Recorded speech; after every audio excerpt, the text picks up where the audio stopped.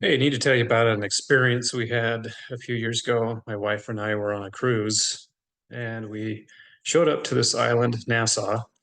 And if you've ever been there, it's kind of a poor country. I mean, well developed, a lot of infrastructure and buildings and resorts, but still very kind of poor. The citizens, very poor. But you go to one of the major beaches and it's lined up with locals that are trying to sell you things and trying to get you to uh, do their adventures, I guess. We were just trying to enjoy the day, laying on the beach, and before we knew it, within a few minutes, there was a fellow that came over and he was trying to sell us on this great expedition, a great adventure. You need to come and try this out. We've got an amazing snorkel area we'd love to take you to, and you great. It's an amazing boat, and it's a great trip over there. And the snorkeling is amazing. And he was selling us all these things, and it sounded great. And of course, we kind of negotiated on the price of what it would cost for my wife and I. And I didn't take his first offer because that's not what you do. Um, but yeah, we as soon as we said, "Yeah, let's do it," and handed him the money, uh, things change pretty quick. So one of his buddies shows up out in the ocean a little bit with this old tin boat with a little motor on the back and with a big rope behind it hooked up to a water weenie, a big long tube that people can sit on. So I think there was us and another couple, maybe 4 or 6 people. And the adventure continued. So he took us maybe a half mile down the beach to this rock outcropping, uh, and we snorkeled there.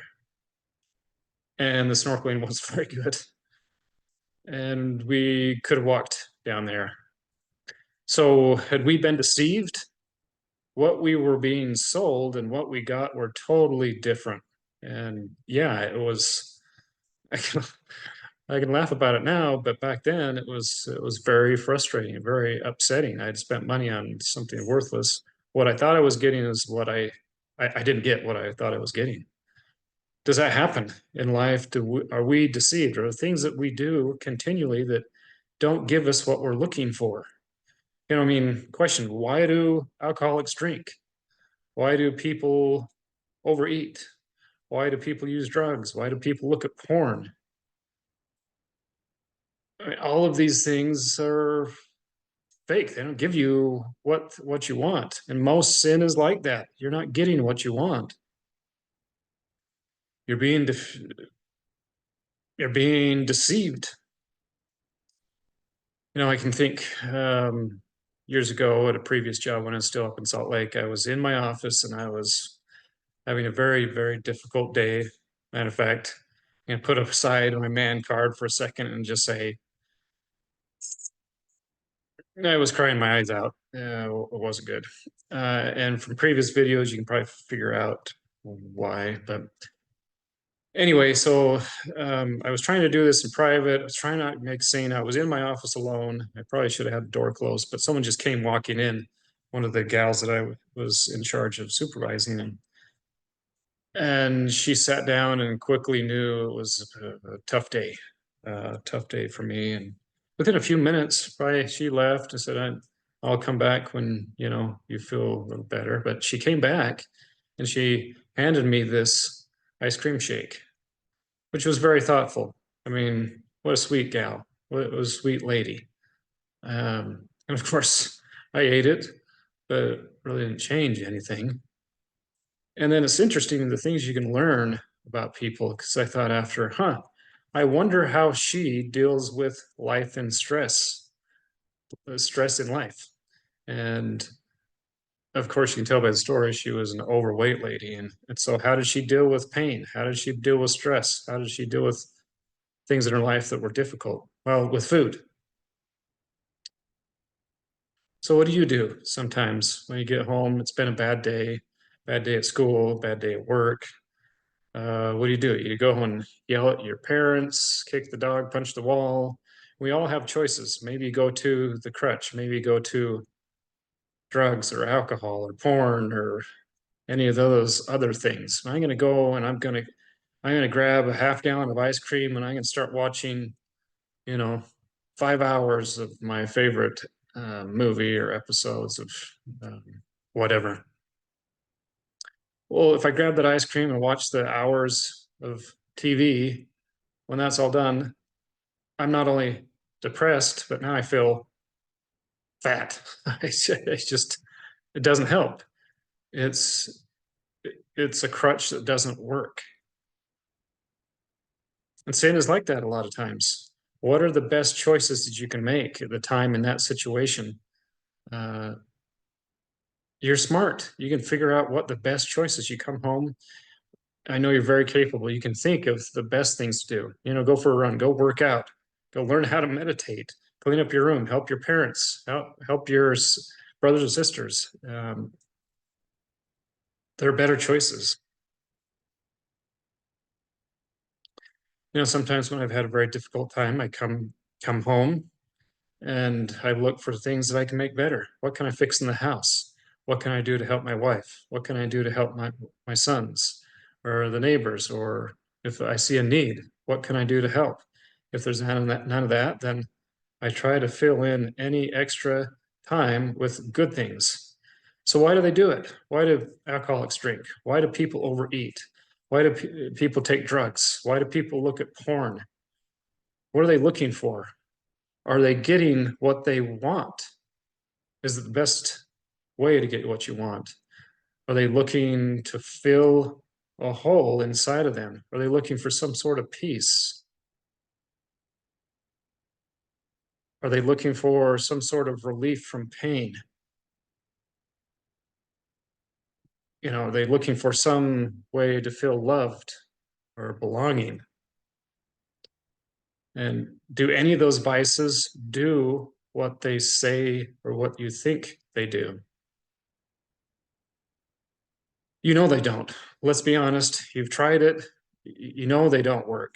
It doesn't work long term or even some cases short term. It just adds more problems. It doesn't work. It's a dead end road. So instead of that, let's try something new. Let go of that crutch. You don't need it. There's something better. But you say to yourself, I know a lot of times, well, if I let go of that, I won't have anything. I'll be empty. Well, in this case, it's better to be empty than to be filling yourself with crap, things that don't work. Why is that? So if you're empty, go to God. Ask Him, say, hey, I'm having problems. I've decided to let go of that thing that I know is not right. Help me. Help me fill it with something better. It's a matter of trusting God. Do you trust Him? Do you trust that He will walk in and help you? Show Him that you have that faith that He will be there. He is called the deliverer. He will break those chains. He will deliver you, lead you, guide you in a path higher. It's called having faith that He will do it. So sometimes you have to let go of things that are of lesser value in order to move higher to something of greater value that actually works and you're not being deceived. Let's say, for instance, you want to increase my vertical jump. I want to be able to dunk the ball. It's always been a goal of mine. Not actually, but let's say that's what you've been doing. And I've been spending months and months of time jump roping, and I can go 15 minutes straight without missing a beat. I can jump rope like Rocky Balboa, and I can do the triple jump, and I'm amazing. But for some weird reason, it hasn't helped my vertical jump. I don't jump any higher. Got better cardiovascular fitness. I don't have a higher jumping capability. So what do you need to be doing? Obviously, what you're doing is not working. I need to leave that behind. That was helpful. In this case, this analogy is not perfect because that's actually a helpful thing to do, where a lot of these vices are not helpful. They actually hurt you. But yeah, you need to change. You need to figure out something that will help. Maybe do jump squats, split jump squats, broad jumps, something that you have to use power and strength together that will increase that vertical jump. You have to leave behind what's not working and go to something higher that will help you. So a lot of times when we have stress in life, you have to leave behind something that's not working. The tools you used in the past in life don't work. Leave them behind.